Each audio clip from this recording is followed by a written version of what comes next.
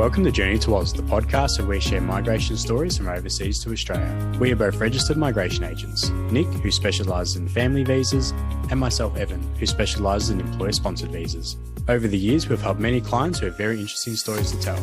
Nick, I believe we're going to kick off today's episode with some good news that you've had from previous interviewees of the podcast. Yeah, so for anyone who hasn't listened to these episodes, I recommend going back and listening to them. So the first one is episode 5, where we spoke to Ali, who fled from Kabul after it was taken over by the Taliban back in August last year.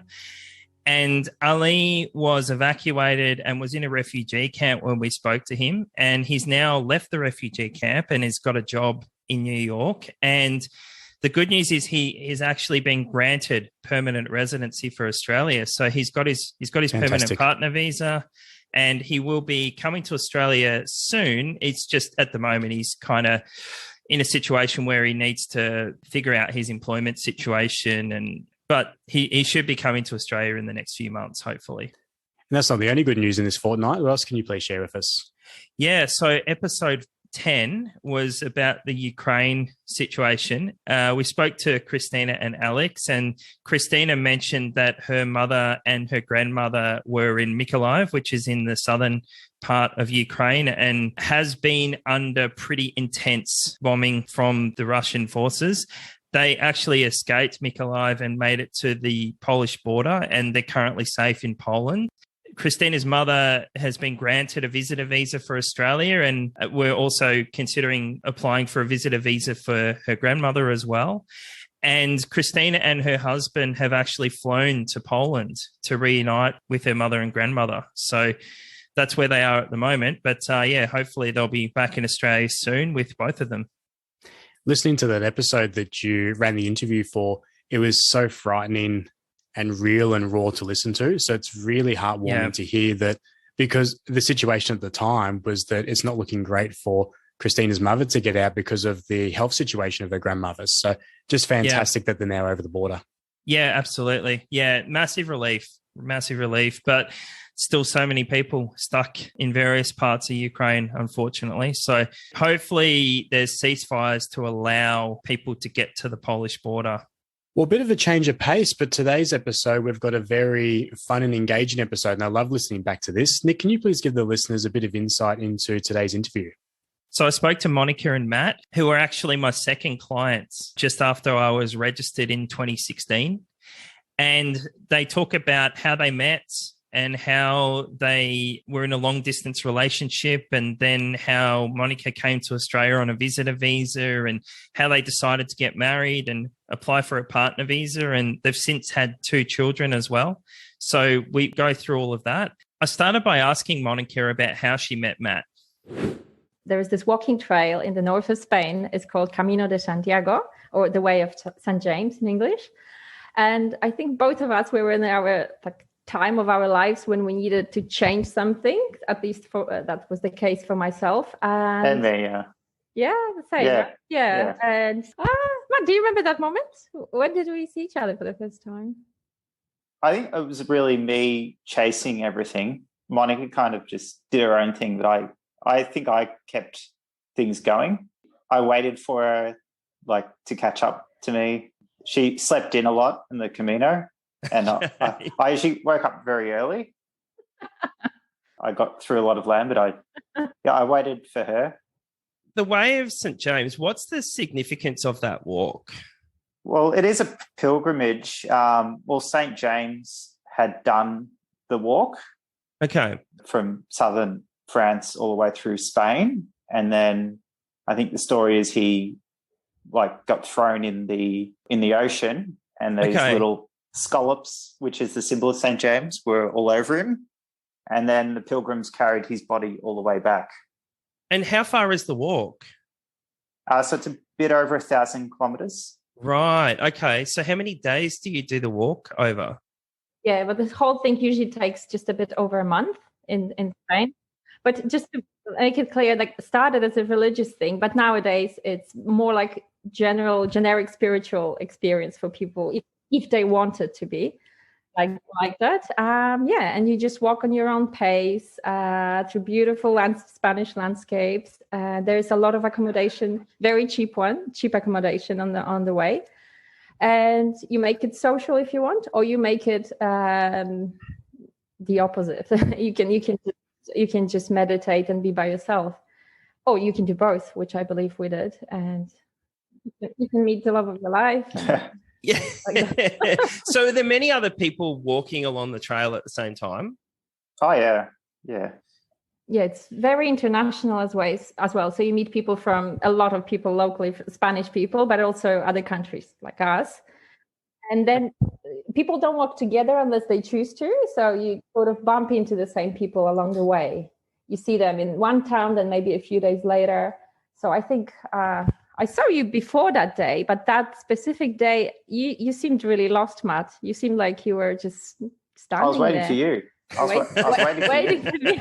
I was trying to look lost, but I wasn't. I was waiting for you. Oh, right. How convenient. So you met each other on the trail. So majority of the time you're walking together. Well, Matt was walking ahead and then waiting for Monika, and then...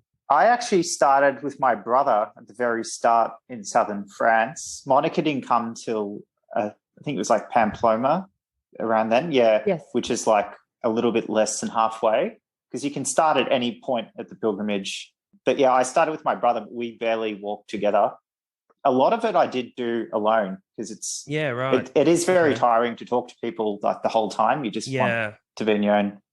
Probably the longest people I walked with like barely spoke English. Well, that's handy. I walked with a Croatian guy for most of it. His English was very basic. No, he was like a very big guy. He was like in special forces, so it's just like, oh, at least if something happened at night, you're pretty safe. All right. Well, let's have a bit of a talk about your background, Monika. Whereabouts did you grow up? I grew up in a small town just next to Warsaw in Poland. My parents have a big house on a big block of land, and they live just next to a forest. So that kind of background, very close to the nature, very idyllic, you could say, I believe. To study, I had to move out. So I think I was 18 when I moved out from the house and started studying in a different city. And then like never actually went back to living there. Yeah. Just kept going further and further away. Yeah, fair. Because you lived in Spain at one point as well, right? Yeah, and also the UK. Yeah. And what about yourself, Matt? I grew up in Hoppers Crossing, which was a small town in the 90s, not now. And well, we've moved now to Newport, which is still in the west. But yeah, I still work in Hoppers Crossing, so okay. I really haven't moved at all, Nick. I've just stayed the same place. Stayed the same, yeah. So just for anyone who doesn't know, Hoppers Crossing is on the outskirts of Melbourne, sort of on the outer western suburbs. Yeah, heading Geelong way. Yeah. Yeah. So I haven't really moved that much. I prior to the pandemic, I did like to travel a lot, and hopefully we can get back into that. But yeah, no, I've never lived abroad or anything like Monika. So a few weeks after you met, you sort of changed your whole travel plans and went to Poland to meet Monika's family. How were you welcomed by them? I think like being the first person they've met what doesn't speak any Polish and just speaks a foreign language, I think it was a bit unusual for them, but they definitely welcomed me, and I think they could tell that I was a good person. It was hard also for me trying to communicate with someone without any language. So you really rely on your own vibes and body language. And sometimes it means more than actually talking. Yeah. Okay. So they don't speak English at all? At all. Zero. Yeah. Okay. Yeah. But I felt very welcome by them. Fantastic. My Polish hasn't improved, so it's non-verbal communication still. Yeah. Yeah. But you know what? I think they really, they were impressed by the fact that you wanted to meet them straight away. I'm old school. Old school. Like them. That's right. I think you were the first boyfriend who actually wanted to do it straight away. So that was the point for you. Well, you sort of had to, because you weren't going to be in Europe forever. That's right. So. That's true. Yeah. Some people go to amazing lengths to avoid their in-laws, not me. Yeah. I'm special. You are. So you were living in Warsaw at the time, Monika? Yes, that's right. And what were your impressions of Warsaw, Matt? Very nice city. I did visit at a later stage in the winter, and that looked completely different.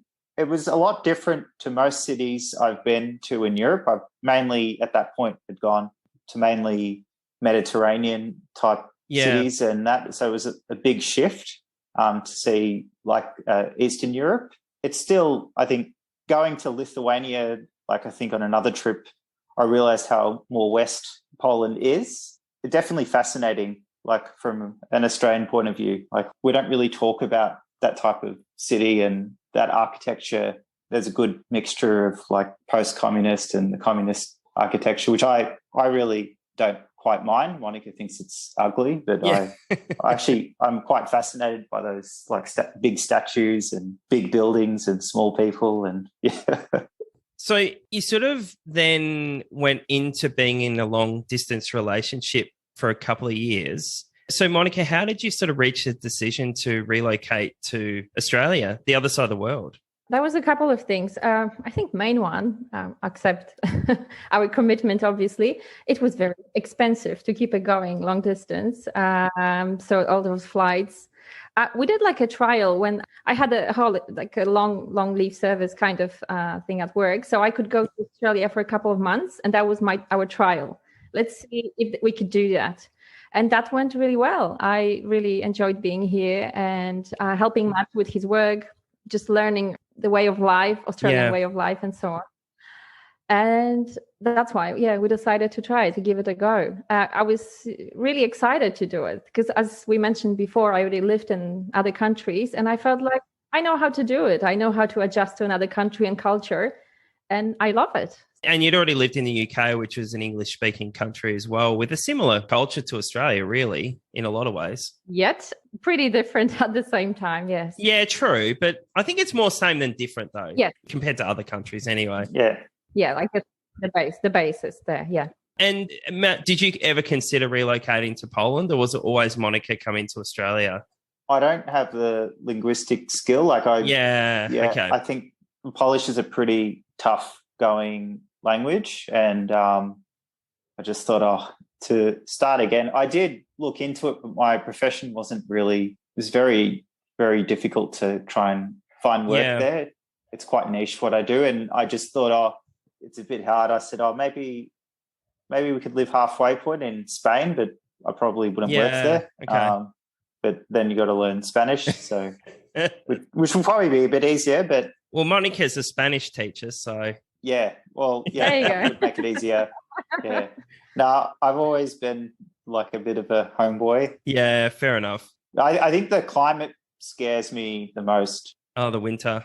The minus temperatures and the snow. And I always get really sick when I go to Poland. I get the worst flu when I go in winter, that is. Yeah, but the cold is something else there, which I guess we can climatize to anything, but. And Monika, how did your family take to the news that you were moving to Australia? Can I just add something? Yeah, there? sure. I remember I rang her. I was still doing the walk. She went home to work, and this is always stuck in my head for some reason. Monika told her dad that she met a guy from Australia, and her dad said, "Oh, great, you met a guy from the moon. How's that going to go?" Right. Yeah, he said it couldn't be more further away from home. That's it. You reached the limit. So I'm thinking about the reaction. So on one hand side, we went through that. I moved to England, and Spain is a bit further away from Poland. But still, they supported me. Because they met Matt, and they knew he's a good man. They loved him straight away. Actually, we forgot to mention that day you came to see my parents, Matt. You remember they got a puppy? Oh yeah. And they actually asked Matt to name the puppy, and so they straight away just trusted him, and they accepted him in. So I especially my mom, she always supported me and always said that just do whatever you need to do to be happy. It's your life now. It's about you now. And they came to see us twice to Australia. I believe that was the trip of their lives. So I think they lost a daughter, but they gained other things. Yeah, okay. They've never travelled at all prior as well, far. Okay. Yeah. What did you name the puppy? Charlie. That's actually a funny story because I think 4 or 5 years went past, and then I think for some reason they had to take it to the vet or something. Like we thought it was a male, but it's actually a female. Charlie works for a female as well. Yeah, because it's like a country dog, so it's not something. I think in Europe they don't like register pets and desex them the way we do here, especially in the village. They do. It's not that big. No one checks it. They just said it's male and that's it. No one checks it. I don't know. Yeah, but anyway, it's a funny story. So you moved to Australia in April 2016, Monika, and at that stage you were living in a granny flat behind Matt's parents' place. And I think we met about a month after you arrived in Australia. At that point, I'd been a migration agent for about 3 months. We met in a cafe in the Melbourne CBD, and it was the second partner visa consultation I'd ever done. I don't think you were aware of that at the time. Did you walk out of that meeting feeling confident about the application? We were confident in you, definitely. We had no idea it was your second meeting. It was our first, so we didn't know. I just remember the cafe being super busy. It was, and I just said to Monika, like, there's no way you could have it like that now, the pandemic. No. But it was just in the arcade. Yeah. And I just said, I hope you're listening, because I got no idea. I couldn't hear him at all. Like, it was so noisy. But, like, it seems good. So I think it will work. Yeah. No. Yeah. But you remember we decided to apply. We were exploring our options, right? And very quickly, I realized that the sponsor visa wouldn't work in my case, because I already previously had spoken to a few Spanish schools in Melbourne, and they basically said, we're not doing that. So we looked into de facto partner visa based on de facto relationship. But then I remember this is when we learned that all the proof we gathered wasn't enough. Yeah. Because we had to have 12 months of living together documented. At that point, to register a relationship in Victoria, you had to have been living together for 12 months, and you both had to be living in Victoria. It's different now. These days, only one person in the couple has to live in Victoria to register a relationship. Oh, I could have done that.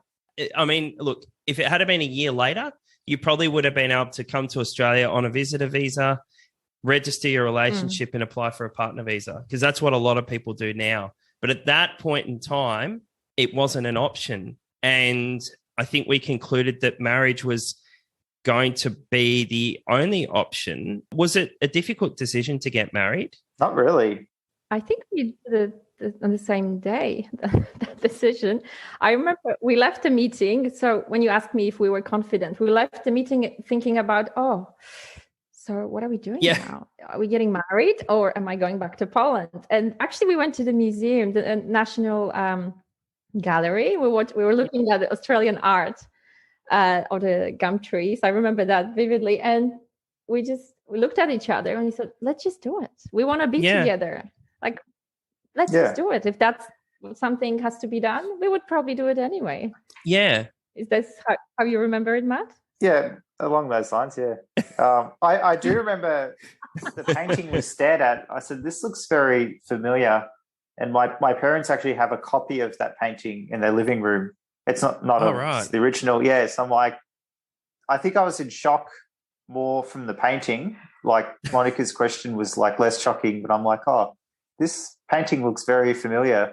And then Monika was, I'm very bad at multitasking. And then I'm like, all right, I'll forget about the painting. I'm like, yeah, we'll get married. Yeah. Sounds good. Yeah. So it was a fairly natural decision then. Yeah. I think it's harder, like making a decision on like a shirt you're going to buy or something. When you love someone, it's very easy to, like, when she has to leave and like we're very sad and we're like, we're not going to see each other for 3 months. We'll be like strangers again. That part's really hard as well.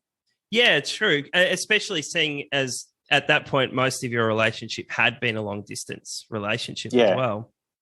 Yeah, because you kind of like when you see each other again, you kind of like have to rebuild because it's like not the same talking on Zoom or FaceTime or whatever. Yeah. And we just hated that. We just like wanted to be together. That's fair enough. And Monika, whereabouts did you get married? We just got married in the registry in Melbourne. And we only invited the closest family. It was a very small ceremony and it was perfect. I absolutely loved that moment. Yeah, we just had a dinner right after the ceremony. Yeah. And Yeah, and that's it. It was beautiful. And then we made a decision then to organize a bigger wedding a bit later, to invite my Polish family and Matt's extended family as well. So that happened, I think, the following year or 2 years Yeah. later. Okay. Yeah. Okay. And was that the first time your parents had been to Australia for the wedding? Yeah. Yes. Okay. Yes, for the wedding. Yes. And once we had the marriage certificate, then we could apply for the visa, and I could just legally Yeah, absolutely. Yeah. So we lodged the application in July 2016, which meant that you moved on to a bridging visa once the visitor visa expired. So you had work rights straight away. And then the partner visa, so the temporary partner visa, was granted in January 2018, which was actually the first partner visa or first significant visa other than a visitor visa that I'd ever had granted as a migration agent. So that was a pretty big milestone for me. Oh, Nick, can I just add something? Yeah, sure.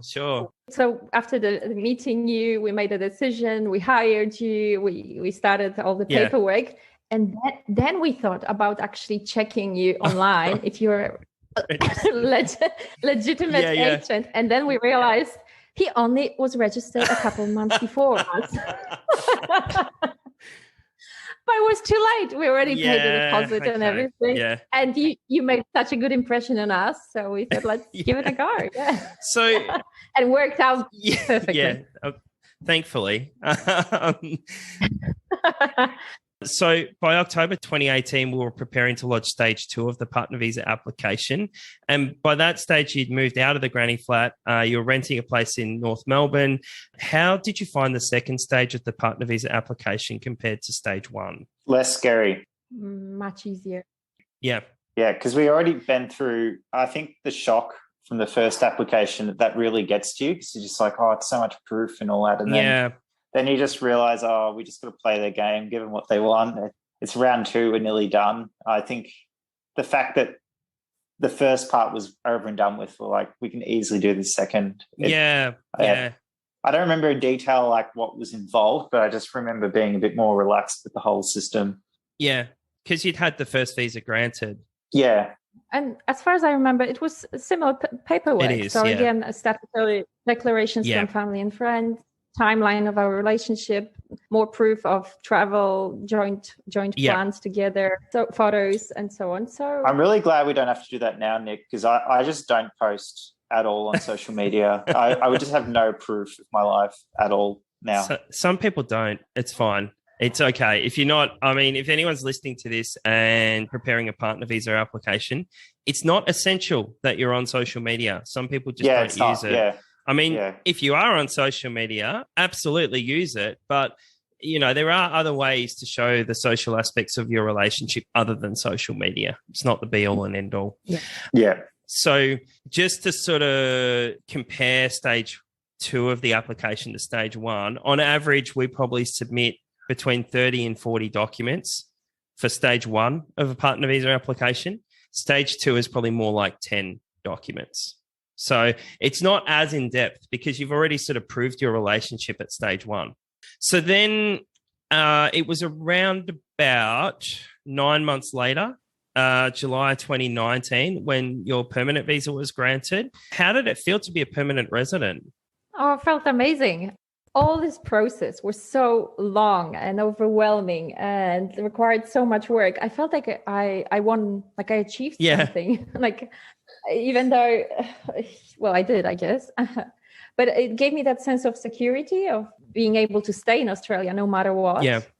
Finally, I belong here. Finally, this is the place where I'm legal here. Everything is all right. Yeah. And you were a new mother at that point because your son Theo was born a month prior to your permanent visa being granted. What was it like being a parent for the first time? It's a hard one to answer, isn't it? It is. Well, probably we won't say anything original, but it was very transformative. Like, it changes you entirely as a person. You're becoming, I don't know if you're changing or maybe there's a new you added to the old you. And I believe we're still figuring it out, like how to blend those two, let's say in my case, 2 Monikas, old Monika and now the new one. And I think even our relationship, like, we're still figuring it out, how we're not just a couple now. We're a couple and we're parents. You probably find this as well, Nick. You've got kids yourself. You don't really worry about small little things anymore. It's all about them. It's just a lot better. Just like you've got your own life, but you're just like, oh, let's give more energy to them. And I think it's nicer in a way. Yeah. You become a little bit less selfish. Yeah, absolutely. Yeah. So your son Noel was born in March 2021. Yeah. What was the adjustment going from one child to two children like? We're still adjusting. Yeah. Still adjusting. Yeah. We still haven't worked it out. I've got two kids and I found it was like going from having one kid to having like four kids. I felt like just in terms of what you had to do and the multitasking, and you got one kid crying for milk and one kid crying about their toys. And as they get older, I don't know if your kids are like this, but our kids are constantly at each other, fighting over the most trivial little things. We're already there. Yeah. They're actually physically fighting. But, oh, right. Because you've got two boys, right? So two boys, Yeah, right. So they're pretty aggressive with each other. I often say to Monika, like, I completely understand why the CIA torture people with, like, sleep deprivation and lack of sleep. Like, it really is torture at some time. So when you just go weeks without sleeping. But it's nice too. Yeah. There are nice elements, That does get better over time. My kids now are, let me think. My daughter's almost 9. She turns 9 on Thursday, actually. And my son is 7. But they still have their moments. Like they often will appear in our bedroom in the middle of the night, for whatever reason.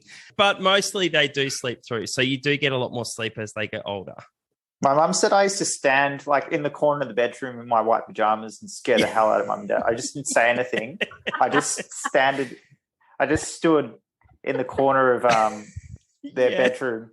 I just didn't say anything till like they woke up and that would freak them out. Yeah. I just did it for years. Yeah, my daughter does that. She just stands at the bedroom door. and it's sort of, it's only because she's too scared to say something that she'll just stand there. She's just too scared to wake us up, but she wants to, I think the fact that I didn't say anything, I must have been told off. So I must have just thought this is all I can do, really. But like, I think it was actually more of a shock for them to see me just standing there. Anyway, so you're saying in 6 years, more or less? Okay, we should get some sleep. We can do that. Oh, no, probably more like, it probably wants to sort of around 4 or 5. They're mostly. I mean, some people, when you talk to them, they say their kids are sleeping through the night from a very young age. I don't know if I believe them, but yeah. Yeah, I hate those people. I'm not sure. I think they're just trying to convince themselves everything is okay. Look, probably around about 4 or 5. Like, Theo's what? He's 2.5. Okay, 3? So you're probably not too far away from him sleeping through the night. Theo, did you hear that? I'm going to play this to him. So, Monika, by July 2020, you were eligible for Australian citizenship. So, reason being because you'd been in Australia for over 4 years and you'd been a permanent resident for 12 months. And you hadn't really left Australia for a great deal of time. So, you met the residency requirement as well. So, we lodged your citizenship application pretty much as soon as you were eligible. And you were contacted to do the citizenship test in June 2021. Was the citizenship test difficult? Not at all. No, I was prepared to study in depth all the history and culture and art and so on. And instead, I just received that booklet from yourself. And I was told that's all you need to know. There is just like very basic information. There is a bit of history, culture, symbols, national anthem and things like that. But it was really easy for me. I think you just need a couple of days just to read through it. And that's enough. So it's just formality, right? It's not an actual, not to test you. There's 5 questions that you have to get right. The value ones. Yeah. And then other than that, you just need to get 80% of the rest of the questions right. Nick, was it true that there was ever a question about Shane Warne on the citizenship test? Oh, probably. Oh, really? I'm pretty sure there was a question about Sir Donald Bradman. Oh, okay. I don't know if there still is. Monika would probably have a better idea. No, I couldn't find it. I did look. Doesn't ring a bell. Nah, okay. I think that they've sort of made it a little less trivial than that now. Yeah, no, that's crazy. Really basic. A few dates, parliamentary system, and I don't know, golden waffle. So everything in the test is in our Common Bond booklet that you get to study. That's right. Nothing from outside. So you really, no one needs to stress about the test. So then in October 2021, you attended the citizenship ceremony online. Just for anyone listening, even though you've been approved in the application, you've passed the test, you're not actually an Australian citizen until you attend the citizenship ceremony. And during COVID, they were actually online ceremonies as opposed to the in-person traditional style ceremony. What was that experience like? I really hoped for a face-to-face ceremony. So I pushed it back as long as I could, but then the council just, they started calling me and you, I guess. Yes, they did. They were emailing frequently. I even got a call from Melbourne Council because we were living in Yarra at the time, and I'm like, what's going on? And they told me, and I'm like, all right, we need to do this for the council to be ringing me. Yeah. They're like, we can't get a hold of your wife. We need you to get this done. They don't want a backlog of just people waiting there. So I made the decision to attend the online ceremony. It was funny. I mean, beautiful. Yeah. It was, So the mayor, I guess, was leading it. The speeches were very inspiring. They told us that we are now Australians, we have our responsibilities and so on. The problem is just not everyone on Zoom knows that they should unmute a microphone. So most of the time, we just heard someone cooking in the kitchen, actually. But yeah, apart from that, that's just a detail. It was great, and it was great that it was done. So then we got a cake from Matt's family. Actually, got me a cake with the Australian flags, and we celebrated. I bought us some native flowers. Oh, that's right. Yeah, no. All class here. So does Poland allow dual citizenship? Yes, without any. Okay, that's good. So you were able to maintain your Polish passport and travel back to Europe and potentially live in Europe if you wanted to. Yes. No, it's the same for our boys. We want to get Polish passports as well. Oh, right. Okay. Oh, that's handy. That's handy. Unless we want political career for them, right? Then we shouldn't. Yeah. Correct. Yeah, if they want to get into politics, they can't be a dual national. They have to be exclusively Australian. So I can't get into politics because I'm a citizen of New Zealand as well. That's how it is. You could be the next Barnaby Joyce. He actually was a New Zealand citizen, and I think he renounced his citizenship. So, yeah. Like Barnaby Joyce. Yeah, no thanks. Let's not get into politics. But so what are your plans for the future? Short-term plan is to go to Poland, actually. Hopefully this year. This year, we're planning to go for a couple of months. I think it will be just me and the boys to start. We can spend some just quiet time with the grandparents and my extended family. And then Matt will join us. And maybe we'll travel a bit around Poland.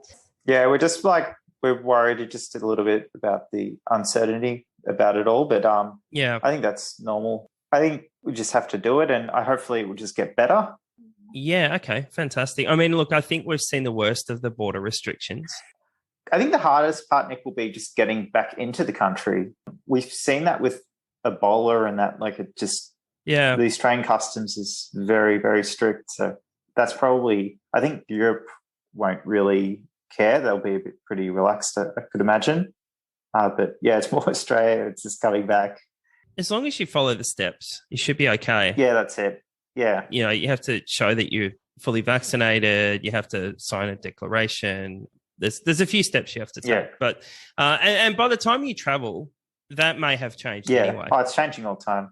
It's constantly changing. It's quite a challenge to have a podcast and give updates on immigration when it changes almost daily. So especially with COVID, but yeah, it is what it is. Yeah. But thank you for joining us today, Monika and Matt. My first client to go from temporary resident all the way through to citizenship. It's been a pleasure to work with you through the whole process, and I wish you both well for the future. Thank you. Oh, thanks, Nick. It was a pleasure dealing with you too. We couldn't have asked for a better bloke to step us through the whole process and cross the hurdles along the way. Yeah, and thank you for being such an organized person. You made our work, all the paperwork, so much easier and doable. And you're amazing help. Thank you. Thank you. No, I really appreciate that. Yeah. Whenever we do get help, like we're looking for quotes for tradies to like fix our places and stuff. We get very like messy or no email, and Monica's always like, I wish they were like Nick, and they just wrote everything in dot point what like they had to tell us. And it's amazing how many business owners don't do the simple things well. Yeah. And it makes such a difference. Yeah. Because I find the same as well. I find that quite frustrating, dealing with people who just don't respond. Oh, you don't need to tell us. We're waiting for quotes for everything. I'm just thinking, we're business. We're ready to pay. Like we want to fix our house. Yeah. Like just pick up the phone. But anyway, that's crazy. That's a story for another day. There's such a fantastic interview, Nick, going through having Monika and Matt as like clients for yourself for so long. And what I really liked, I mean, look, very charismatic, your interview with them, and I can tell that you've had a good relationship with them over years, and their own relationship has developed over years now that they're both parents as well. And I love that aspect about talking about children, being a fellow parent myself. What I really liked from being a fellow practitioner, a fellow registered migration agent, was when after they met with you and then they did a bit of research on you and they found out you'd only been registered for a couple of months at that time. And I really liked that they did that. And I think that's something that every single person should be doing when they're looking at getting migration advice.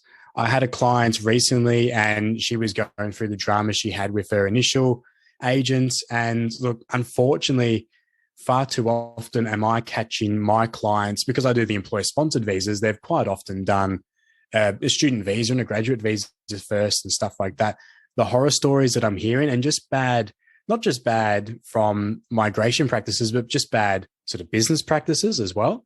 So I think it's great that back then in 2016, they did the research, and we urge everyone to do the research now as well. There was an episode recently where we spoke about being a registered migration agent and what you have to do to go about that. That was in episode 6 with Navdeep, who is now a registered migration agent himself.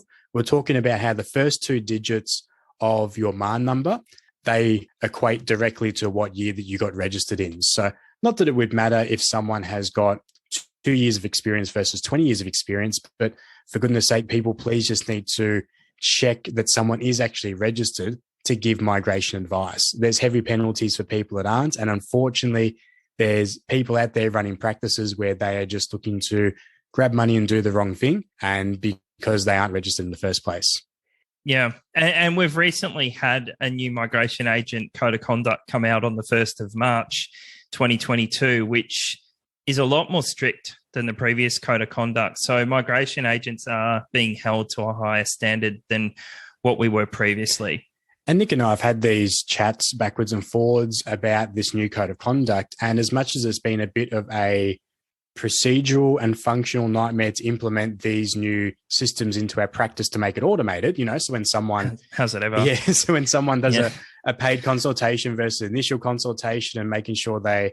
Yeah. I mean, the big thing for us in our practices was implementing that every client that has legal advice has to have a contract, but everyone who is getting the advice, so the partner and stuff and their date of births and sign it. But all that aside, my key takeaway from the new code of conduct, as much as there is a lot in there, it is very fair for the consumer. And that's the thing with registered migration agents as well. We're always looking to put the consumer first. So key takeaway from people, just please check that the person that's giving you advice is registered with OMARA, our registration body, and check that they have that MARN number as well, or they are an immigration lawyer and they're a registered lawyer to be able to do so as well. So Nick, moving on to an aspect I want to chat about from your interview is about registered relationships. Can you please dive a little bit deeper into that for the audience? Yeah. So when Monika and Matt were applying for their partner visa, we did touch on this a little bit. The option of registering a relationship at that point in time in Victoria required them to both live in Victoria to register their relationship. So just to rewind a little bit, you can apply for a partner visa on the basis of marriage or on the basis of a de facto relationship. So if you've lived in a de facto relationship for more than 12 months and you have solid evidence of that, say a lease agreement or other evidence, then you don't actually need to register your relationship. However, in a lot of cases we come across, it's not actually possible for the couple to live together for 12 months. Maybe they've arrived in Australia on a visitor visa like Monika did, which is only a 3-month visa. and that visa is about to expire.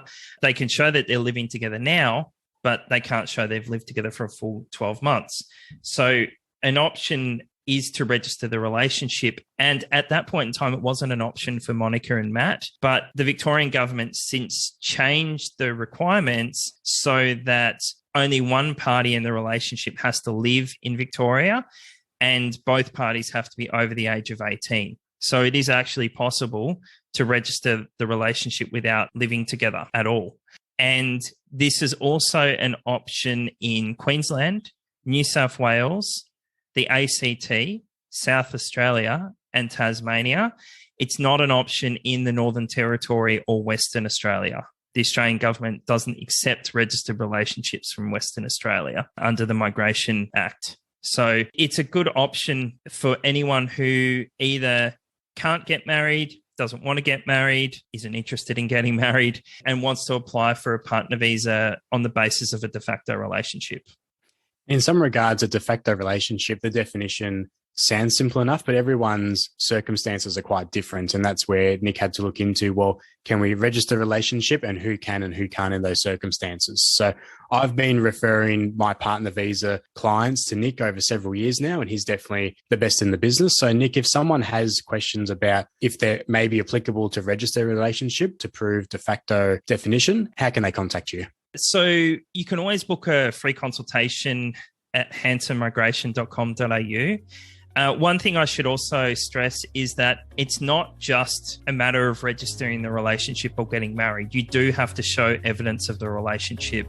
So evidence of the financial aspects of the relationship, evidence of the nature of the household, evidence of the social aspects of the relationship, and evidence of the nature of the commitment. And that's something that we go through when we do our free consultations. There's many different areas within partner visas which need to be proved, and that's why partner visas in Australia are under such scrutiny, and they're one of the most expensive of their type in the world. So yeah, it's definitely worth taking, probably the most. Yeah, it's definitely worth taking the time to check with a professional, and like I said before, a registered professional, to make sure that you're getting that right advice and that guidance before you step on that journey to be able to get it all sorted. Thank you for listening to the Journey to Oz podcast. If you've liked what you've heard, please subscribe and also leave us a review. We'll release a new episode every second Tuesday, so please stay tuned. The Journey to Oz podcast is produced by Nick Hansen from Hansen Migration Agent Registration number 1679147, and Evan Bishop from Worldly Migration Agent Registration number 1679414. Any information discussed in this podcast is made available for entertainment purposes only and is not intended as a substitute for professional advice. We do not make any guarantee or accept any responsibility for the accuracy and completeness of any of the information discussed. You should obtain advice from a registered migration agent or an immigration lawyer before acting on any of the content discussed in this podcast. You can find a list of registered migration agents by visiting mara.gov.au.